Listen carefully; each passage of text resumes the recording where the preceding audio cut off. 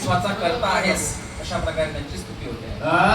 जय जय सद्गुरु त्रिलोके दाता सकळ विश्वासी तुझी पाळता विश्वासी आदि अंती निर्मिता तुझी देवा मूळविजा.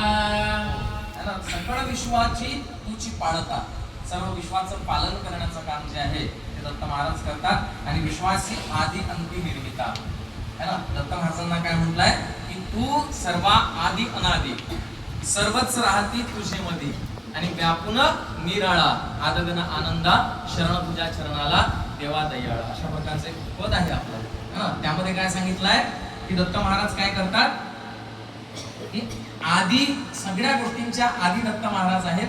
सगळ्यांची निर्मिती जी आहे ती दत्त महाराजांनी केली आहे आणि त्यांचा अंत जो आहे तो देखील दत्त महाराज करतील. परंतु फरक एवढाच आहे की दत्त महाराज जे आहेत ते आधी पण आहेत आणि अंती पण आहेत. त्यांचा अवतार जो आहे तो अवतार कधीच नष्ट होणारा नाही है ना. त्यामुळे मोक्ष सिद्धांतामध्ये म्हटलंय की अवतार उदंड होती सवेची मागुता विलया जाती तैशी न वेगा दत्तात्रेय मूर्ती नाश कल्पांती असेल.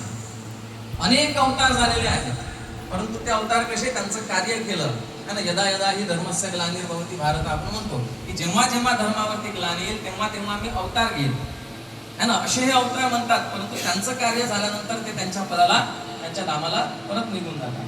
परंतु दत्त महाराजांचा अवतार तसा आहे का? नाही. काय म्हटलंय नाश कल्पांती असे ना, कितीतरी कल्प असे निघून जातील.